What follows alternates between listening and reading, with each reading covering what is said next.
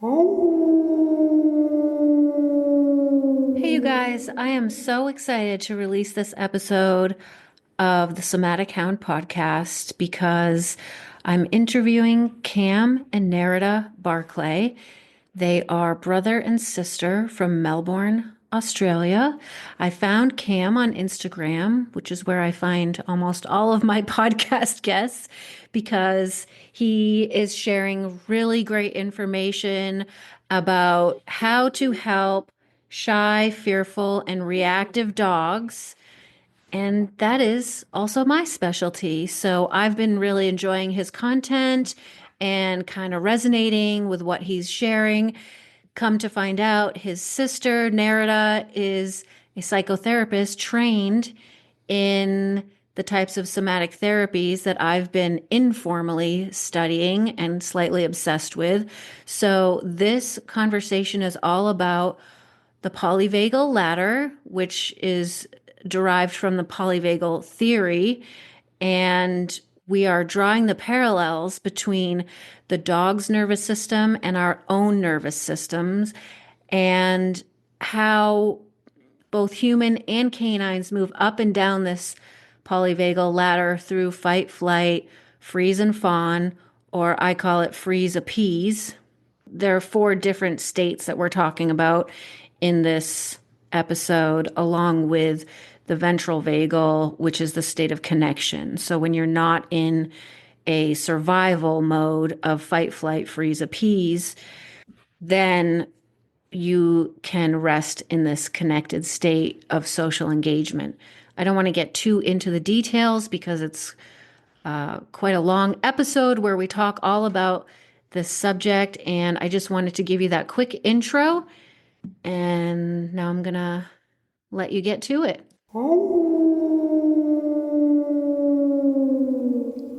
Okay, hello, friends, and welcome back to another episode of the Somatic Hound podcast. I'm here with my friends Cam and Ned, and today we're going to talk about nervous system responses.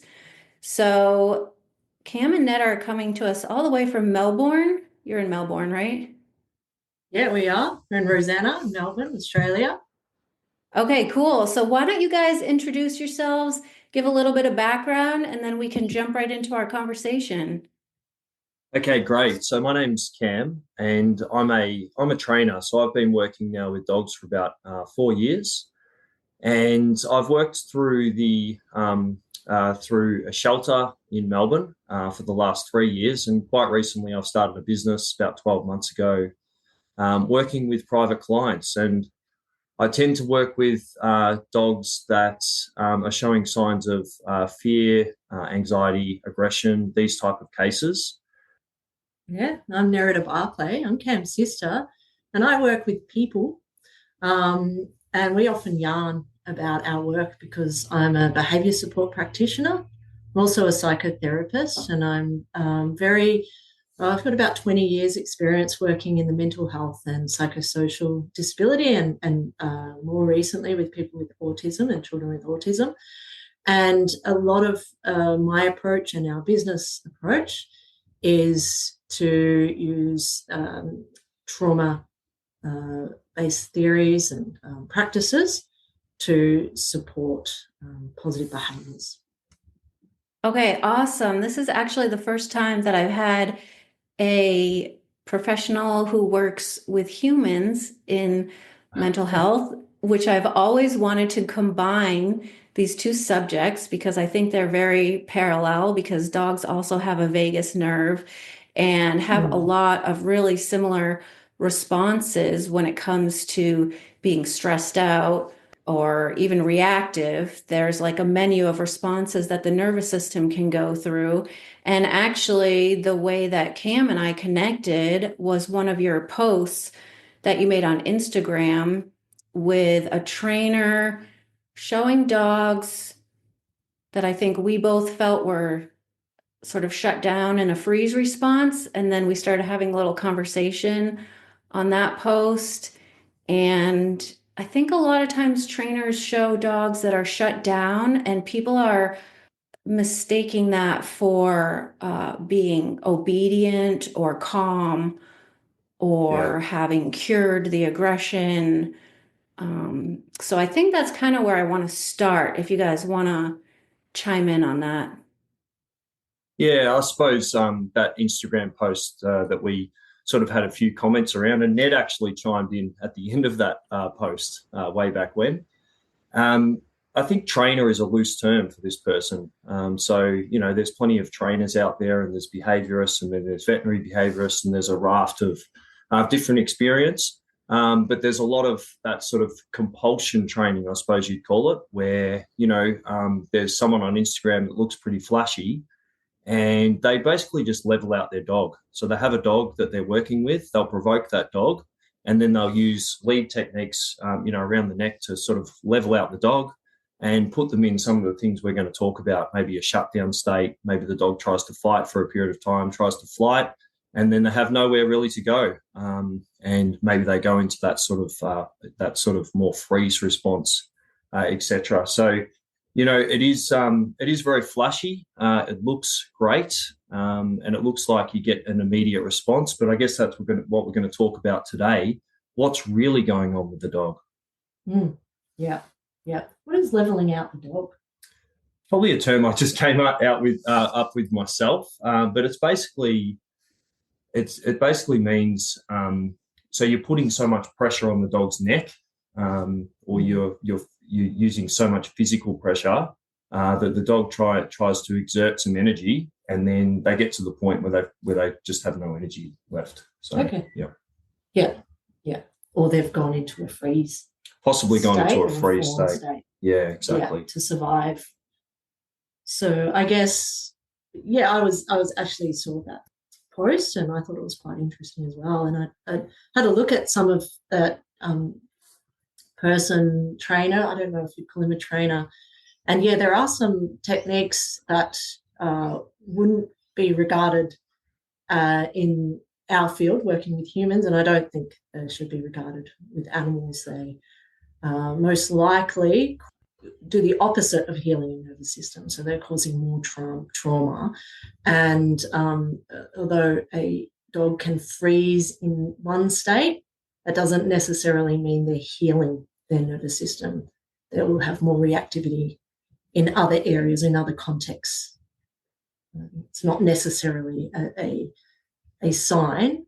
Freezing is not a sign, or obedience is not necessarily a sign of healthy, optimal living. Yes, and I just wanted to bring up another way that I've seen trainers do this is not necessarily through the leash pressure, that really high collar pressure where they actually sometimes string the dog up or helicopter the dog. These are very old school techniques that I'm shocked when I'm still seeing them. I've certainly been to trainers way back, like 15, 20 years ago, that were doing these types of techniques, and I didn't really understand what I was seeing. Now that I'm understanding what is actually happening to the dog, it's appalling, frankly. But I've also seen trainers do it with simply like a muzzle combined with an e-collar, and you are taking away the dog's ability to, which Cam, you were pointing out, the ability to flee and the ability to fight. And so then there are a couple other options on the menu, which is to freeze or appease. And so a lot of these dogs just totally shut down into a freeze state.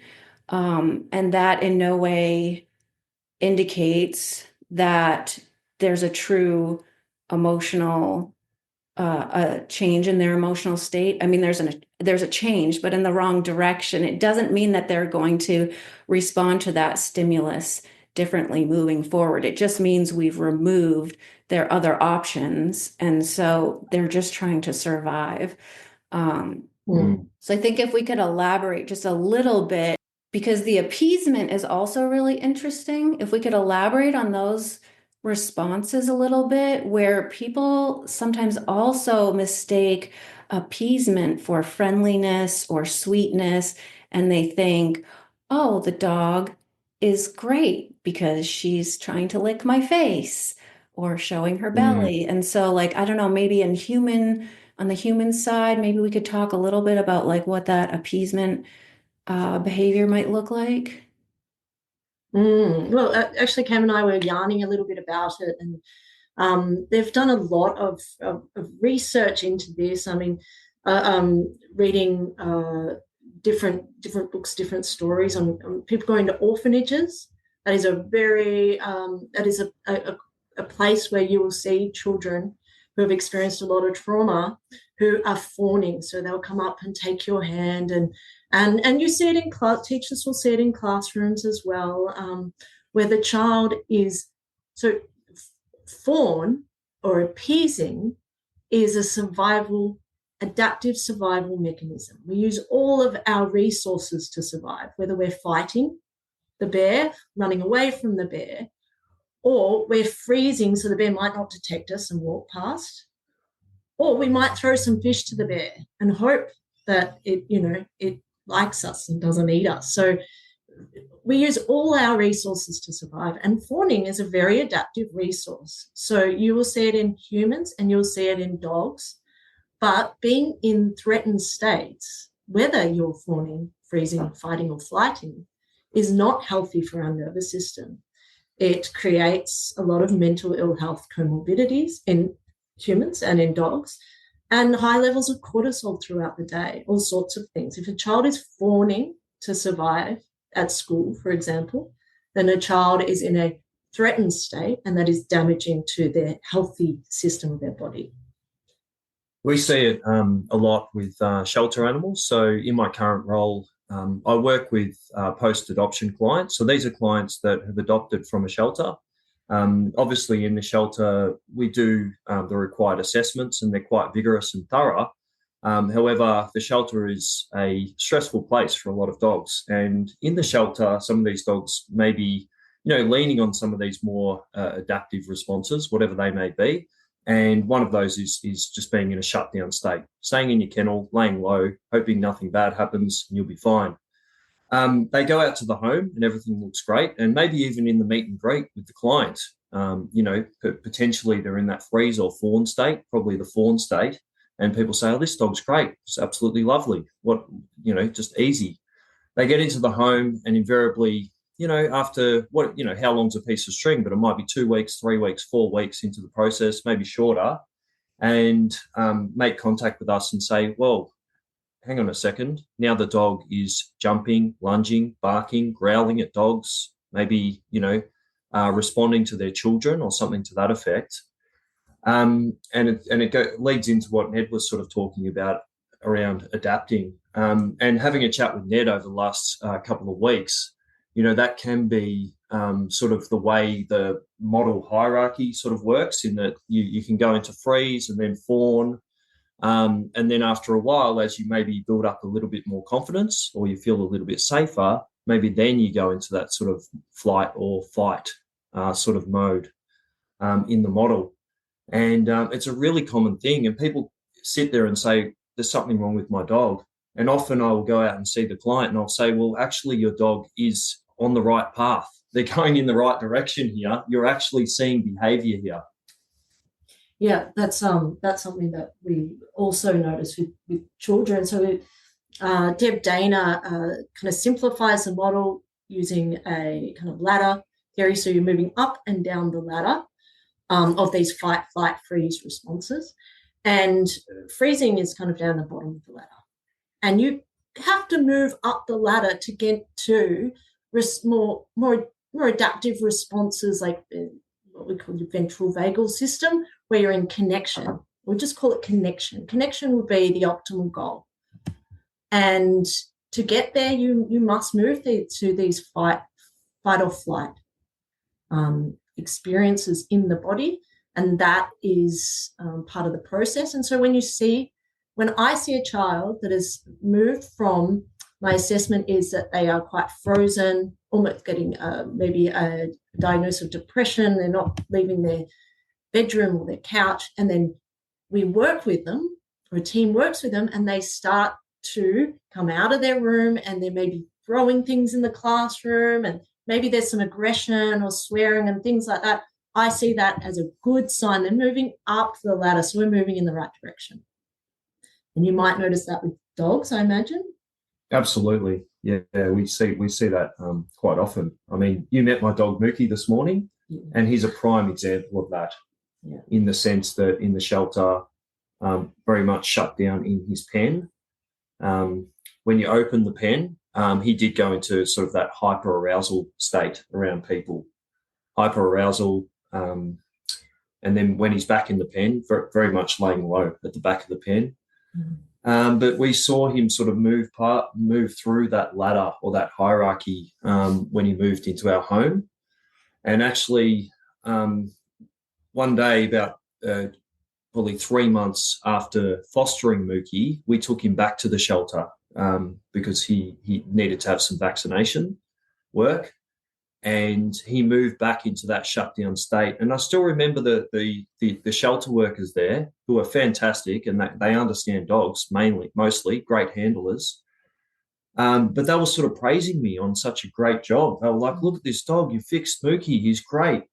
I looked at Mookie and he was shut down. He was completely fearful. Could see it in his eyes, and he just essentially wasn't moving. So it's interesting, the perception of this behaviour, even by people who have an understanding of dogs. Yeah. So the misconception would be that, I guess, that if a child's in a free state, they're not expressing, and the problem isn't transferring to other people. So the agitation isn't transferring. So they're not throwing things, they're not swearing. So it's kind of a more manageable state. And these kids often get overlooked.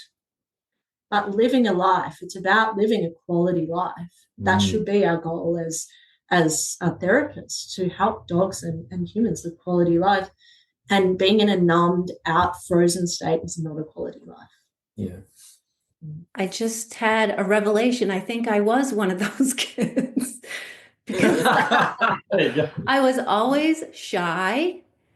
And I think that's the word that people use when the child is actually shut down, scared to talk to people, good student, but really in like a functional freeze state. And I think a lot of people, like they do with dogs, they actually like it because you don't see any misbehaving, you don't see any big expression of energy or emotions. And so I think it is easy to overlook.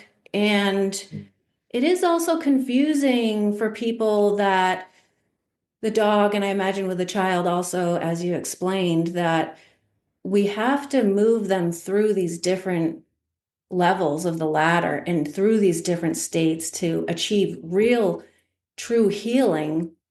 So I always have to tell people that I'm working with, your dog may seem worse after we start the training, because what I'm doing with dogs is not necessarily training for obedience.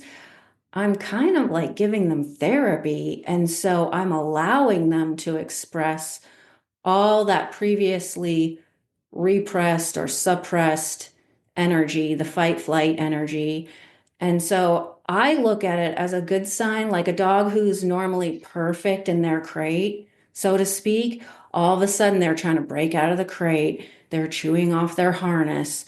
They're pulling the blankets in and like chewing up all their bedding. And like, to me, that's fight energy. You know, they finally have enough vital life force to now start fighting. I'm like, oh, this is great. But of course, the owner is really irritated because before the dog was perfect in the crate, and now they're ripping everything up and breaking out of the crate. And I'm telling them they have to get a more expensive crate to keep the dog in. But it's actually really good. So it's exactly what you said, Cam. You know, when you start seeing those behaviors, you know things are moving in the right direction.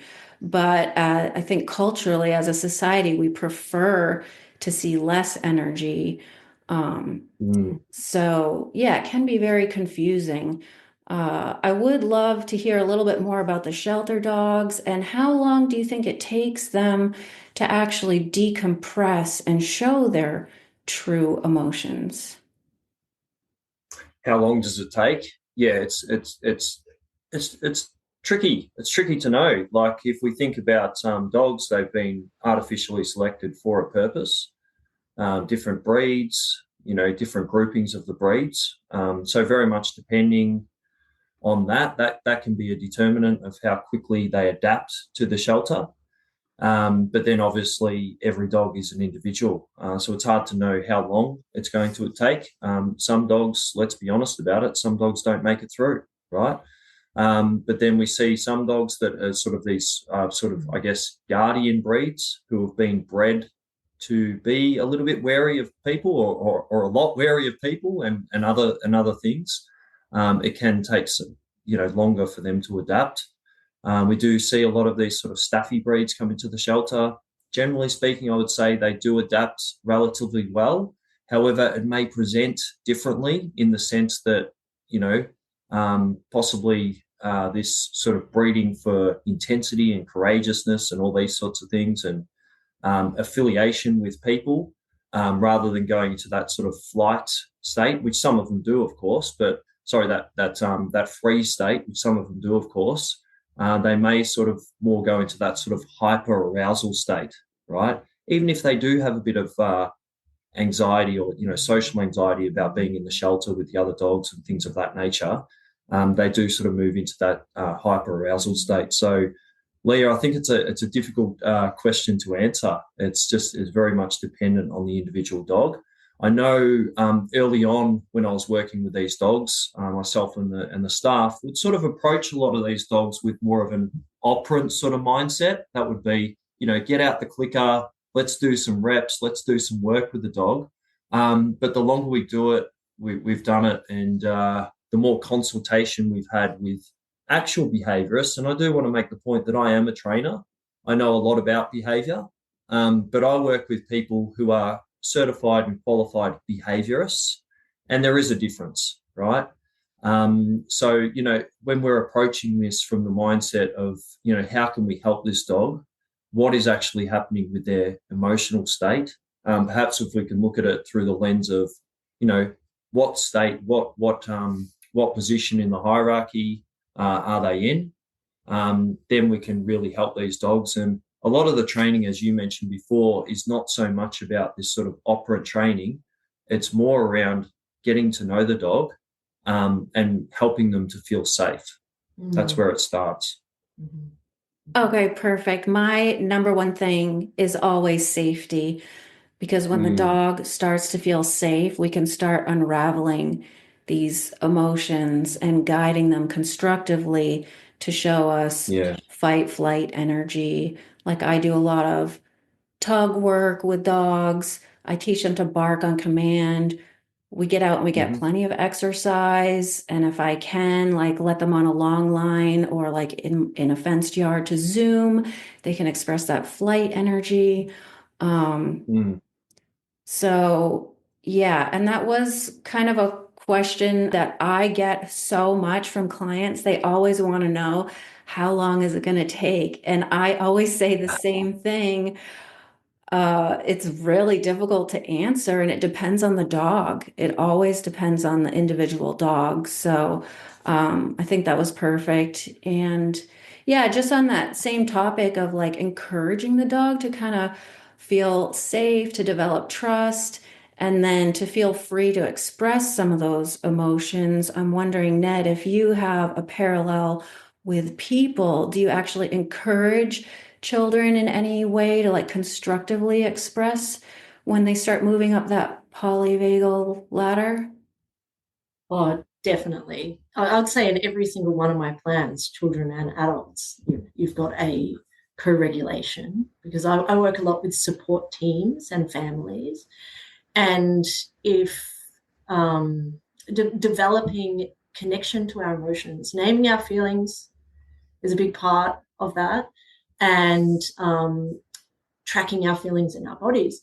But a lot of people cannot do that, even if you ask them to. So it's also about co-regulation. So being able to name my feelings, being able to track my breath in my body and regulating with the child or the adult is so important to help those mirror neurons for them to start to socially connect with me and then mirror what I'm doing. And that repetition, like you do, like I see dog trainers do, the repetition is so important. It sometimes gets actually missed when I'm putting plans in. Often teachers say, well, we're doing the strategies, but the repetition, it can take years for some of the people that I'm working with. I work in the disability sector as well. So it can take years of this repetitive modeling of how to regulate. And yeah, hopefully that's a decent example of it. I might just jump in there, because going back to some of the work we do in the shelter, we found that predictability, patterns and routine was so effective with some of these dogs. Just something to be able to hang their hat on to say, hey, I'm confined in this sort of pen all day, but at least once a day at around the same time, hopefully in the morning you're fed, and around the same time a familiar face will arrive and we'll go through something very familiar. We know exactly what's going to happen next. We're going to come out of the pen. We're going to do some enrichment on the way out of the pen. We're going to move to a yard, and in that yard, pretty much a safe zone, right? We've got some enrichment stations there. Depending on the dog, either they will just have free rein to the yard to interact with the various stations, or for some of the dogs, it may be more useful for them to have something that is very structured. So it's like enrichment station 1, 2, 3, 4, and then you go to your licky mat. And then often we'll see, I can't tell you how many times, you just get sort of this shake off and this kind of sigh of relief. The dog's just like, all right, cool. Okay, cool. Now we're ready. And that is often a state that we can kind of train in. We can actually do some work there once they've passed through that. So to your point, Netta, that sort of that repetition and that routine is so important with dogs. Yeah, it's creating predictability, which is the opposite of uncertainty. And uncertainty, if I'm uncertain, if I'm already feeling unsafe in my body, and then I'm in an environment that's uncertain, that compounding threat from internal and then uncertainty, it's just too much. Uncertainty leads to anxiety, right? So predictability creates safety. If I know when I'm being fed, when I'm being walked, who's going to come, what those footsteps are, my trusted person, I can relax in my body. If I can relax in my body, then I'm not cycling through states of threat. Yes, absolutely. And even this morning, Ned, we saw an example of that, because it's quite unusual for a guest to arrive at 6:30 in the morning, like I'm not even awake yet. And for Mookie in the yard to have an unfamiliar person in the house, that's quite strange for him. So you would have noticed that when you arrived, Mookie barked a few times. That's a fear response.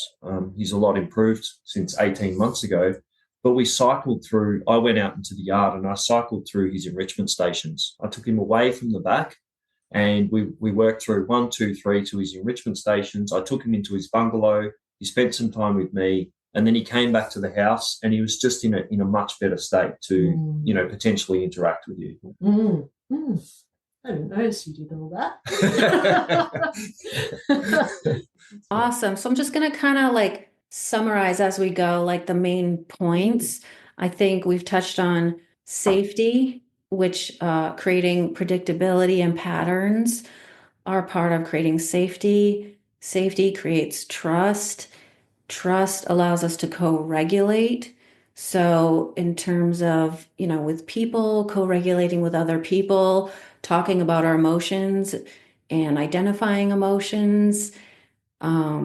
And also, I'm sure, like making sure that you are feeling regulated and calm when you're trying to hold space and help somebody else. So they can kind of use you as that touchstone. And that is something I try to do with my dogs. Of course, I'm not always perfectly regulated because I'm a normal human being, not a robot.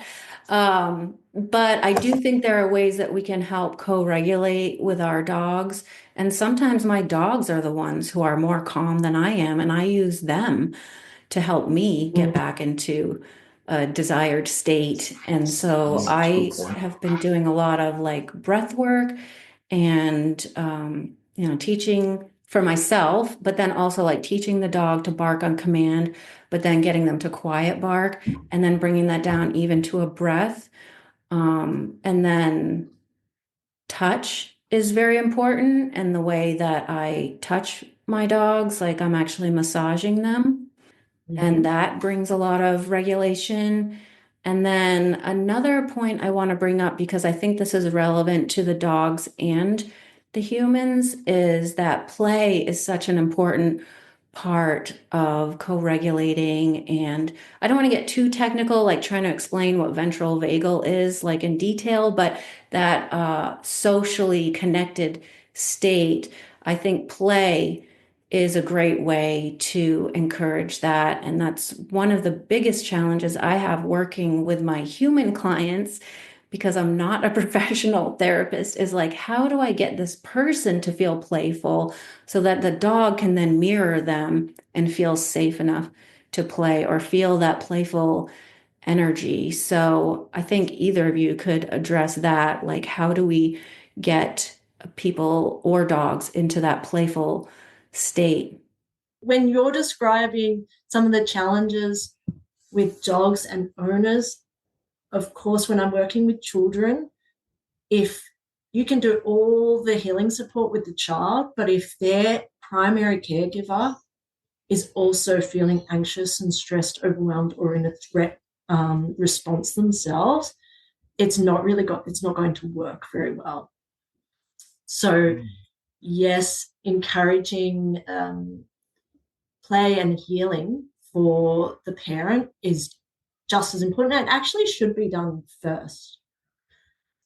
One of the things that you commonly see is a ball being thrown back and forth. I've seen this in to some training with Bessel van der Kolk, videos of just a ball being thrown back and forth, creating reciprocity. And it's a simple act that a parent and a child all knows how to do, and the therapist just encouraging this simple act. And then suddenly you see the child laughing and the parent laughing, and it's a way of encouraging play through the embodiment of physical activity of it. Well, I'm not sure if that's something that, I imagine that's something you try with owners as well. Absolutely, it is. Yeah, it is. As we were talking through that, I just had some flashbacks of some of the clients that I have worked with, and I'm not qualified to make this assessment, but some of the guardians do come across as anxious in their own self, and these are some of the cases that I've struggled with, that sort of co-regulation with their dog and trying to sort of set up some activities or some things that they can do together. And I've sort of got this lens on the dog as opposed to the person, and I think it can be helpful, just sort of reflecting on my own work, to perhaps promote play as a first step, and just something very basic like what you're talking about. Maybe it's just a game of tug at home in a familiar environment, no distractions, forget about the big wide world out there and all the stuff going on out there. Let's just play a bit of tug with the dog. Let's just get to know the dog in a familiar environment. And then perhaps as you progress, you can start to add distractions as you go. But it's certainly something that I should focus on more. It's something I've thought about, but I think to your point, Leah, it can be a challenging role because we've got that lens both on the dog and secondarily on the person. But perhaps that should shift. So it should be a more even an even perspective on the person and the dog, and meet them both where they're at. Yeah. I think that's really interesting. You can almost say there is no healing in isolation. There is healing through connection, and the dog and the owner would just have this incredible bond that you would want to develop, that kind of co-regulation, that healing and connection together. And play, going back to play is so important. It's something that allows, you're talking about the dog shaking, it allows movement through the body that is are healthy or adaptive rather than threat responses that are occurring through the body, an arousal response, like a fight response. You're creating arousal through jumping around and playing that's actually regulating the nervous system to safety. Yeah. I've heard it described kind of like an aeroplane taking off. So you kind of want to match where the person or the animal is at. So if they're hyper aroused, you don't want to just be like, let's breathe and meditate. It won't work. You kind of need to match them, and play is a beautiful way to match them. Let's run around. Let's play basketball. What are you into? Let's move our bodies. And that is just incredibly important healing system. Yeah, that's really interesting what you're saying, because early on in my own personal healing journey, I was looking to do a lot of meditation, and I did touch on the breath work, which I do work on a lot now. But in the beginning, I was sitting still and I was trying to meditate and control my breath so that I would be calm. And it actually agitated me to the point where I think it was counterproductive, because I wasn't well versed in all these different nervous system states, and I wasn't actually like matching myself where I was. Like, I really needed to express energy. So kind of forcing myself into just being calm all the time, which I thought was the answer, actually made it worse. And I think we do that with our dogs sometimes. So I love that you just brought up movement and also matching the client, whether it's a dog or a human, where they're at. Because if you're trying to, I'll just talk from my perspective since I work with dogs. If I have a dog that's extremely reactive and kind of in a state where they're over threshold, they're in fight or flight, and then I'm asking them to simply sit and look at me, like that whole thing, it's not a bad protocol at all, but it just depends on the dog and it depends on the state that they're in. But that is actually a suppression of that fight flight energy. And so I would much prefer to like run down the street with them, bring the tug toy out, have them push for food, or do something that's matching that state of activation that they're in. And I think that also creates a lot of trust, because then the dog sort of understands that like you get them, kind of like that you understand where they're at. And I don't want to anthropomorphize too much with the dogs, but it does create trust and safety, even if it looks a little chaotic, because I'm matching the dog's state of arousal, kind of, if that makes sense. Yeah, it does. It does make sense. The challenging thing with this, and Ned, you might be able to elaborate more from a technical perspective. Sometimes when we're working with dogs that have perhaps up till being in the shelter or working with a trainer or a person, have had a sheltered life. So maybe they've been stuck in one yard and one room.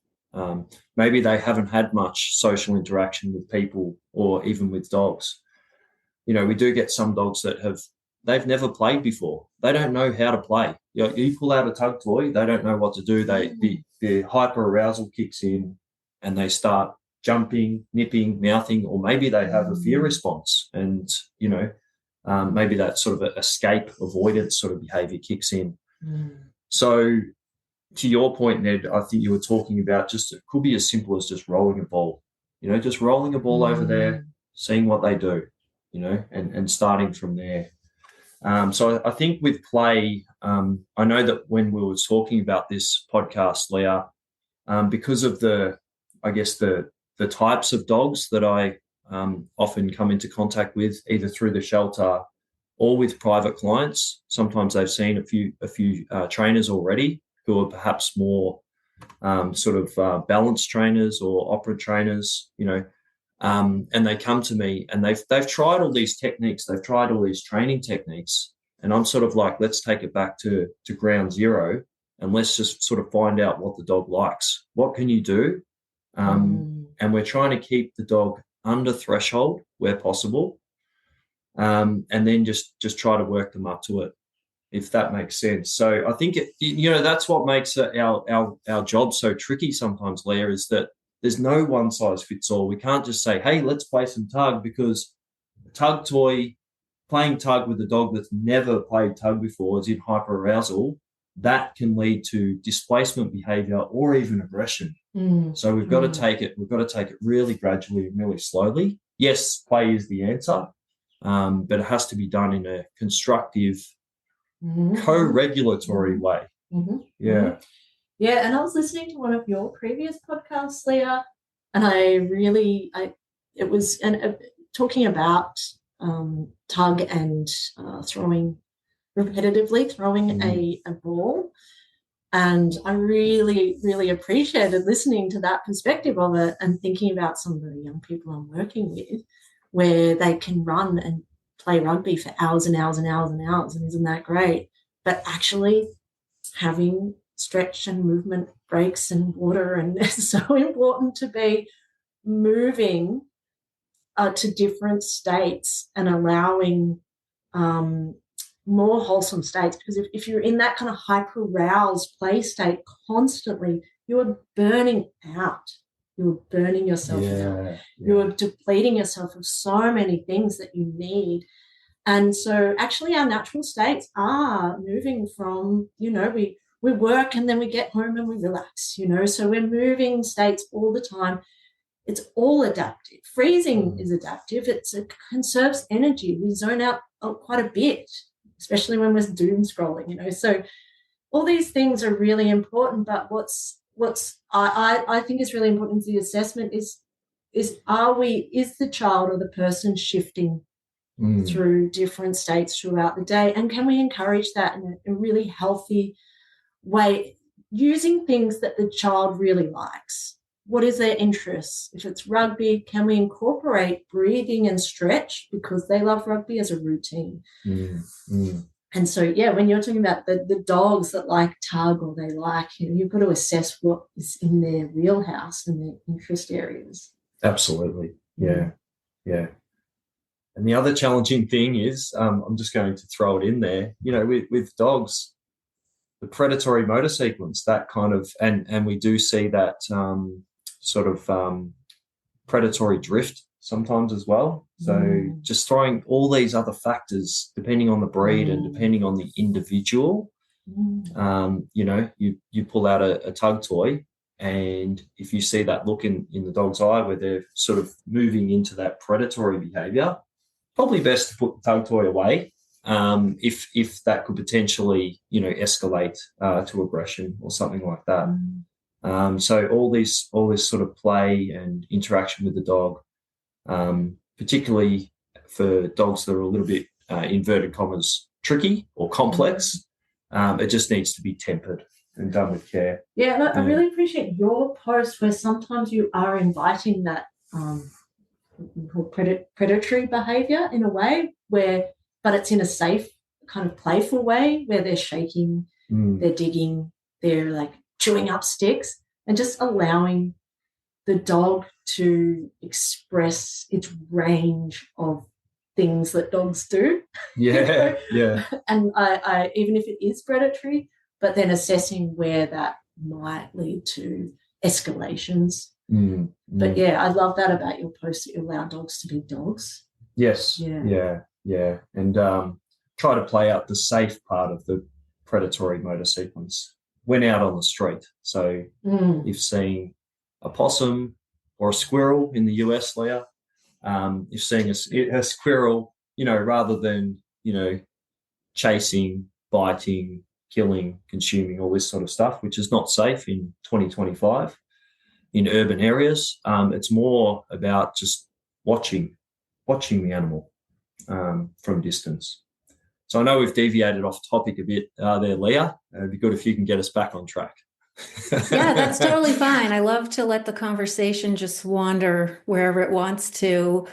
I do appreciate what you're saying, Cam, and I probably should have prefaced this whole conversation with, we are not giving training advice, and I would not advise somebody in a shelter setting, like a volunteer, just like whip out a tug toy with a dog you don't know, because they can very quickly go into that hyper aroused state where they might redirect on you. And I do know of a case, I just recently spoke to a volunteer where this happened. She wasn't playing tug, but she was playing fetch with a dog. He just got over aroused and redirected on her, and it was quite a dangerous situation. So I think, we should just put a little disclaimer that, like, we are not advising people how to train or rehabilitate dogs in general, but specifically ones that you're not familiar with, that you don't know their history, you don't have a previous relationship with.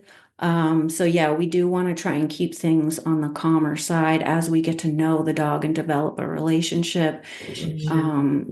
And kind of on that same theme, I do like my training sessions to kind of have an arc where, like, we start out with some engagement and a low arousal state.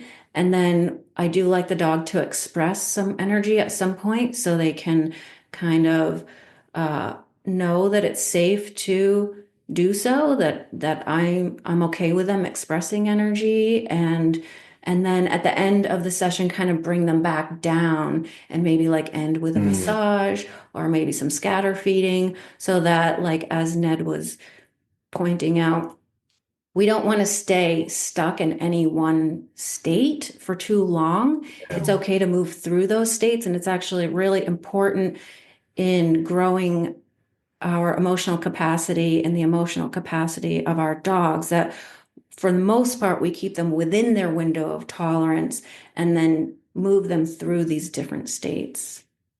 Absolutely. Yeah. Well said. Yeah. Does that make sense for people as well? Yeah, definitely. And yeah, like I think you said, there's no one size fits all. I think if you're working with highly reactive, traumatized people or animals, then you would want to seek therapeutic support and counsel around it. Because just going in with generalized training or things that you might read about kids on the internet won't necessarily work. It needs a really formal assessment. And some of these things you're trying out should be done within environments that are safe for the child and the animal, with relationships that are highly attuned with them. So an owner that is very tuned in to recognize the signs, because as you've said, an arousal state, it's similar. You're in the same vagal nervous system state. Whether you're aroused chasing a ball can quickly flick into maybe lunging or biting. So knowing when to move up and then maybe bring it down and oscillate or pendulate through those states regularly. I love, Leah, that you're in a session, you try and work through it like a kind of a menu of different states of being for the dog. And that's probably so helpful for their owners to see how calm that can make the dog. Yeah, I'm wondering, this is really, my brain's working now. I'd love to somehow create a workshop or something where we kind of help people to get educated on this polyvagal ladder, so that when they are working with their own dog, whom they have a relationship with, and they feel comfortable moving them through these different states, that they're just well informed, and also that they become curious about their own states. Like, I've noticed lately, I do tend to get very stuck in a freeze state, whether I'm scrolling or watching Netflix. It's just really, really hard for me to change states. Once I get up and start moving, I feel great. It's not that I don't want to move, but something in my body is telling me to conserve energy. And so I think part of building this emotional flexibility into the dog is helping them transition between these states. And I do see a lot of dogs actually with the opposite problem. They get stuck in this hyper aroused state where they're kind of like addicted to this stimulation of playing all the time, or constantly having, looking out the window and barking at passersby. Like that could even be something that they just get addicted to almost, and they don't know how to relax. So, yeah, I think we need to let people know there's no quick fix and there's no one thing that's going to fix the dog. Like just playing isn't going to fix the whole issue. You know, it's a piece of the puzzle. And then on the same side of that is just teaching the dog to be calm, or this kind of buzzword of neutrality that I see in the dog training world. That's great to work on, but just teaching neutrality is, again, one piece of the puzzle. It's not addressing the full spectrum of emotions that our dogs are having.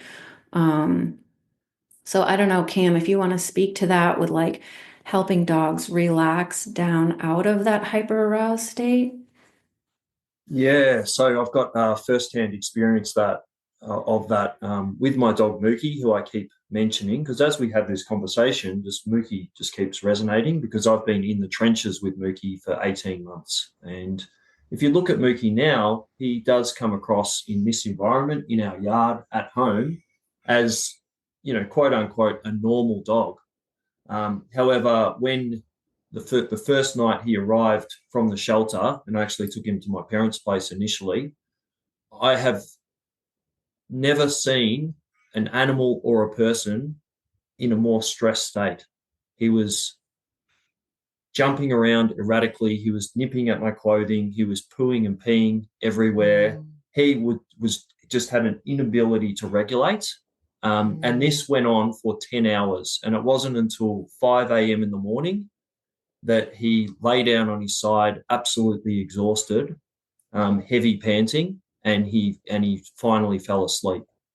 And within one hour, he was awake again and back to his erratic behaviour. It was unbelievable. I've never seen anything like it.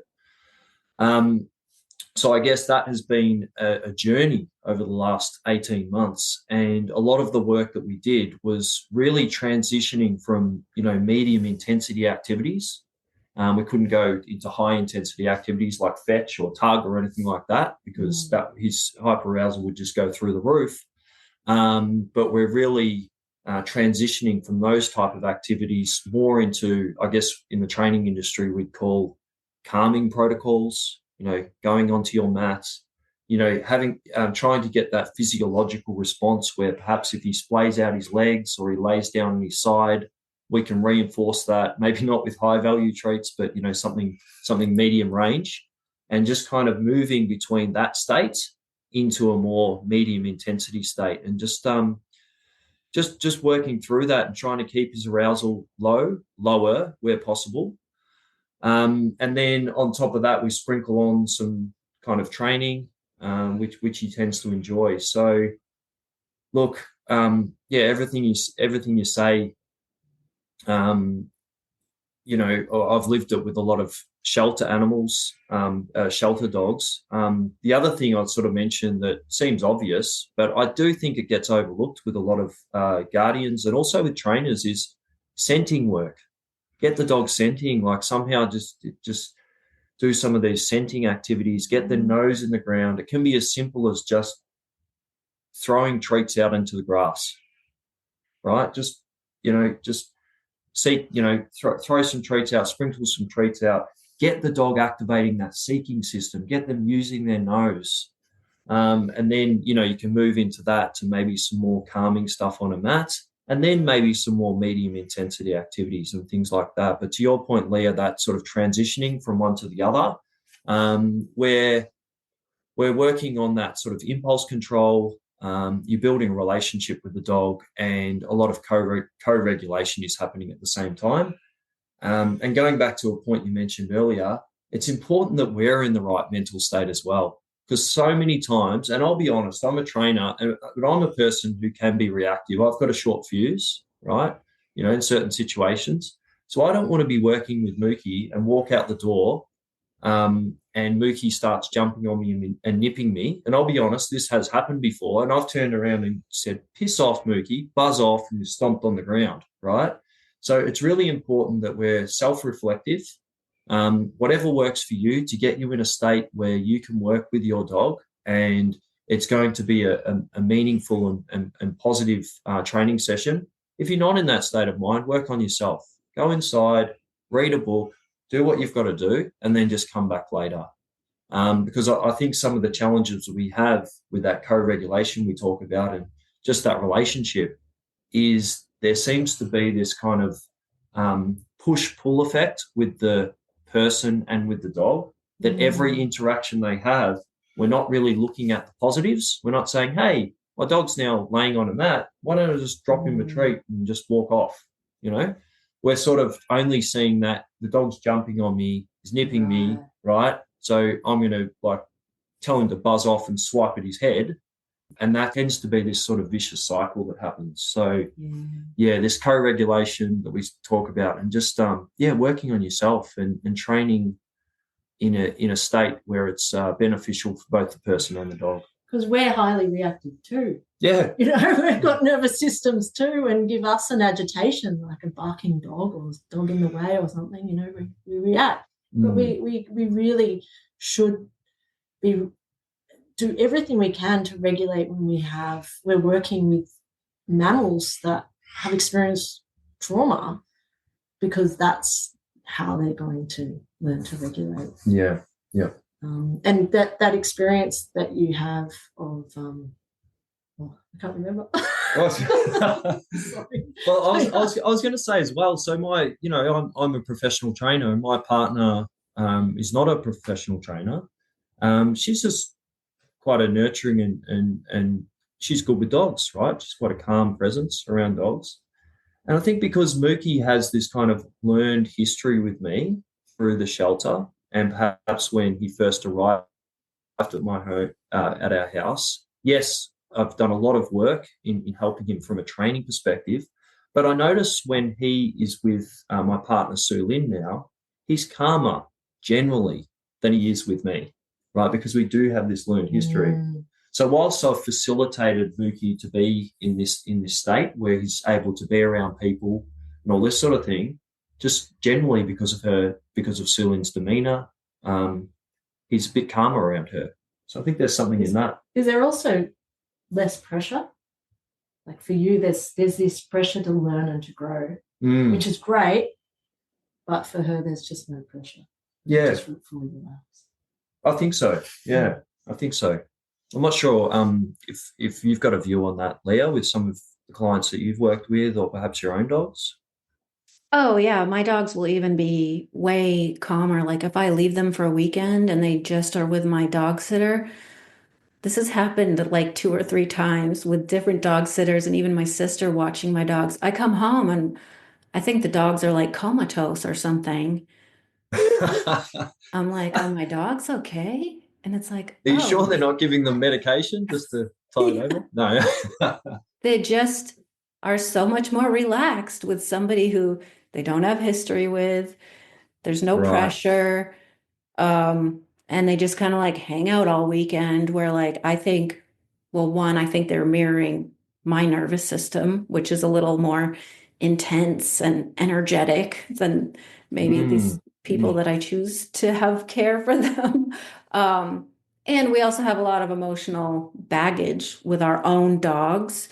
I do think our dogs come into our lives to sometimes trigger that baggage and make us aware of it.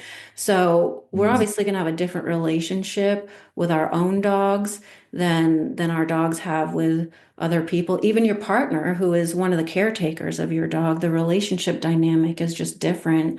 And, there's pluses and minuses to all that. But yeah, it's just really interesting to be able to reflect on it and become self-aware. Like, am I representing stress to my dogs? Am I doing too much with my dogs? Like, am I amping them up? Are we doing too much work, even too much intense play? Like, I think it's all very complicated and also very interesting to look at. I recall what I was going to say. It was about where we more wired to notice when things are going wrong than when things are going right. Mm-hmm. And that's something that really resonates with my work, and one thing that I try and teach from the start. When I notice the child taking steps in the right direction, so even though every now and then they're still using aggression, they're still hitting, or they're still stealing, or whatever those behaviours might be, they've actually reduced it. So part of the comprehensive assessment of the behaviours, if I can show and track and say, actually, these are reducing, then I make the point of saying this child should be getting a trophy. I mean, it's a lot easier to paint a nice picture or to get an A in an exam than it is to learn to regulate emotion. And some of the results, and it's a child going to school 50% of the time, now going to school 98% of the time. There's still behaviours there. And that's all we're talking about, because that's all everyone's bringing to the meeting. But we really need to put that on a pedestal for that child and just let them know that this is hard work and this is incredible. And then also for the team around the child to pat themselves on the back and say, we are moving in the right direction. There is no magic wand, especially in disability sector that I work with. There isn't a magic wand that's just going to take the disability away. So if we're seeing the child's working hard and the parents working hard, we're all working hard, then let's celebrate that. Yeah.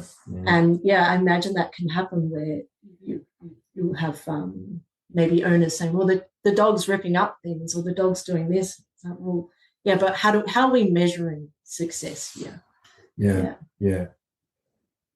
You made me think about some of the shelter assessments, and I know there's a focus in the shelter assessment on a problem list. So there's some information in there that will say background history, and then there's a risk assessment, and then there's a recommendation for the dog and training plan and all this sort of thing. But often when it moves through the process and other eyes look at that assessment, they'll sort of focus on the problem list. So it's a bunch of problems, and it's not necessarily representative of the progress that you've made or some of the positive factors around the dog. Because a dog can have a rap list of problems, but then, some of the positives that you're moving on sort of get overlooked. And to your point now, I think that happens with guardians of dogs as well, because it is triggering when your dog rips up the couch and barks at the neighbour's dog and things like that. And these are the things that resonate. And when they sit down and talk to a professional, or maybe to other people about their dog, that's what they focus on. So it is important one of the most important things, or the most important thing when I'm meeting with a client, is the history. So before meeting the history, I collect before meeting the client, I collect as much history as possible. And I do sort of focus on what are three things that are good about your dog. Right? What are the three things that are great about your dog? And it's something I try and focus on now when I meet the client as well. And you can see their eyes light up. They go, well, actually, Fido, he's really nice with other dogs. He's cool with other dogs. And they list them out, and they sort of go, actually, Fido's all right. He's got a few issues, but Fido's pretty good, right? Yeah. And by collecting this history, it's not so much focus on, the problem list or the issues, but it allows us to get a clearer picture of what the dog's actually like. And it helps me because I'm only getting a window of time. I can assess the dog for an hour and a half, whatever the case is. The dog can meet my dog, Mike. Mike's a lovely dog. He can do well with my dog, Mike, and then he can meet Bo, and maybe he can do quite well with Bo as well. But history is the most important thing. But I guess that sort of balanced history, the goods and the bads. Yeah, and by doing that, it sounds like you're building connection between them. Because if we're seeing a dog or a child as a negative force in our life and we're reacting to that negativity, we can't regulate and start to heal with them.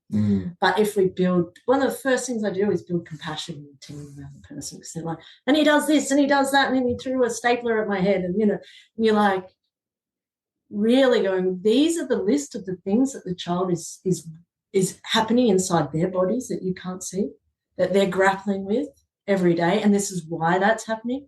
And let's start with compassion. And studies show that when we build compassion and connection, we get better outcomes. Mm. We get less behaviors, but most importantly, we are able to have better quality of life. Compassion, connection, and understanding. Mm. Often, to your point, Yeah. Leah, it's the cases that I'm looking at these days. It's really not so much about training. It's really about understanding, and it's about management, and it's about having the tools to respond when these things happen, or setting things up so that these, occurrences don't happen in the first place. So often that's sort of understanding, sitting there and saying, hey, you have a rescue dog. We maybe don't quite know its history, but we know it's probably come from a tumultuous sort of background, right? So that might be a factor. You have a particular breed in front of you, right? You have whatever it might be, a German Shepherd in front of you. There may be a genetic component to this. That's environmental factors. At home, sitting on your couch, fine. Watching Netflix, your dog's fine. But then you introduce a Rottweiler at 20 meters. We know that environmental factors are going to influence behavior. And I suppose the last thing, and I'm going off Kim Brophy's model here around the legs model. The last thing would be self. So every dog is an individual. Every dog is going through their own journey. Obviously, they're a sentient animal. They're going to go through changes. Underlying medical conditions are a huge factor. We always get clients to check that first. Is there something going on under the covers? Is there pain or discomfort that's happening here? And also the age of the breed, of course, right? A younger dog going through development, neuroplasticity, lots of changes, things are happening all the time, all the way up to a more elderly dog where there might be neurological factors that are creeping in. So just getting back on task, understanding. So often spending an hour and a half with the client and just doing a little bit of work with the dog, but saying, hey, this is what's going on with your dog. This is potentially why your dog is doing what they're doing. And sometimes the penny drops for the client and they're going, cool, now that I understand it, I kind of know what to do. Right. So it's always an interesting journey. Yeah. When I write behavior, in two of my current working behavior plans, I have one of the goals, the SMART goals, is around, is the person smiling? That isn't always a goal I would recommend for everyone because, of course, we've talked about form in the earlier part of this podcast. However, for these particular people, it has seemed to be that is an indicator that they are happier and relaxed and safe, and they've started smiling more. So put that as a goal rather than is the goal that they are behaving better or that they have a reduction in behaviours of concern. I mean, that could be a goal, but it doesn't necessarily mean that their life is better. So focusing on the person, are they smiling more? Do they look happy? Do they look relaxed? Are they safe? And if that can be an indicator, when you start from there, then I think you'll see reduction in behaviours anyway. I think that is a huge one, and it's something that I say to most clients. I probably should say it to all clients, but have a look at your dog and always ask the question. Just ask the question, is your dog safe? And if the answer is no, you need to change something. Right. You need to create distance. You need to go home. You need to do something else. If the answer is yes, then cool, play on. That's a really, really good, easy way to summarize it. Yeah, that's great. I'm just I think we're gonna start to wrap up. I think we've touched on a lot of really great points, and without getting really in the weeds with the technical parts of the training or the therapy, I just want to kind of summarize what we just talked about. And I love, Cam, that you said you ask people what are 3 things they love about their dog, because that's one of the questions on my intake form, because I want to know what is the connection, like where's the starting point, like what do we appreciate and love about this dog, and then we can build on that. And I sometimes even it might be a little too touchy-feely for some people, but I often ask my clients, write a letter of gratitude to your dog, especially if you have a difficult relationship with the dog because of their behavioral issues, there's so much that you're learning about dog behavior, about nervous systems, and about yourself by working with that dog. So if we can pull out some of those positive things and start building that connection, I think that's a great place to start. And then we were also talking about tracking progress, and I love for my clients to video themselves training their dogs. I do this because I have to put myself out there on social media, on YouTube, but I now have comparison videos from like a year ago of me working with one of my dogs, really just doing touch without talk, which is what I call our canine massage. And almost exactly a year later, my mind is blown with the connection that I have with this dog, how much more she was able to relax, like her emotional state and her baseline state has changed. And so I think looking at those things are really important to keep people encouraged, to keep people, focused on the positive and keep that connection in the relationship. So, And I know we're wrapping up here, Leah, but it could be as simple as taking videos, but it can also be as simple as a journal. yes. And we're not writing War and Peace. It's just one line a day. Just put in one line a day, and retrospectively, you can always refer back to that and say, hey, 6 months ago, we've seen improvements in these areas, right? Because progress is never linear, right? There's ups and downs, but hopefully on a long enough sort of time scale of months, you can look back and say, hey, we've made progress. Things are actually going pretty good. Yeah, and I think what Ned was saying exactly hits it home with even with the dogs. Like a lot of times our goals and our expectations are very high, and we forget to look at what is the change in the dog's emotional state, or like where they kind of rest most of the times. Are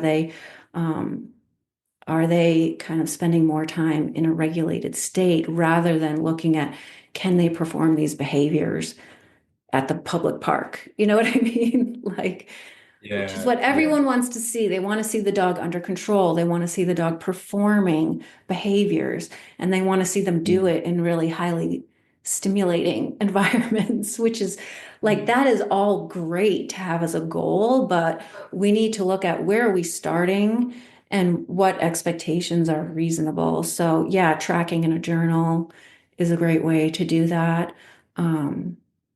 So yeah, let's finish up and I'll just check in with you guys. Is there anything else you want to add to the conversation? Do you want to add anything? I just want to say that was fantastic, Leah. So thank you for organising that. That was really great. Yeah, I really appreciated coming on board and giving maybe a point of difference to the dog podcast.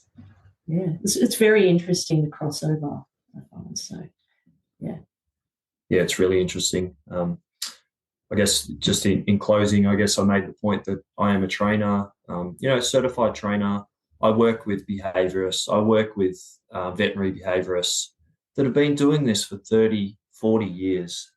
And it's really humbling for me to sit there and say the amount of knowledge, right?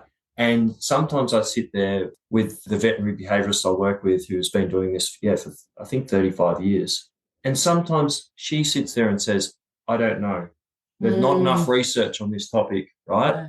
And I suppose the point is when if anyone's listening out there and you're watching social media or you're listening to a trainer online and they've got all the answers, I'd be really wary of that, right? Yeah. I'd be really cautious of that because it's important to have that network around you to help with these sort of things. And sometimes we don't know. We just don't know the answers. Human research is more advanced than dog research, and we do lean on that sometimes where we can. But we don't know everything about the human brain, do we? And behaviour, right? So, when you're watching these flashy trainers, I'd be more inclined to look at some of these trainers or these behaviourists who are playing the long game. They're really trying to understand what's happening with your dog and get in the weeds with them. Yeah, if it's as simple as dominance, we'd all be doing it, but it doesn't work. We wouldn't have this podcast. Yeah. Thank you guys so much. I really appreciate you taking the time, and it has been great getting to know you just in these two, relatively short conversations that we had. But yeah, I'd love to stay in touch, and maybe we can do a part 2 in the future. Yeah, fantastic. That'd be Sounds great. good. Thanks so much, Leah. It's Thank great to meet you. Thank you guys. Take care.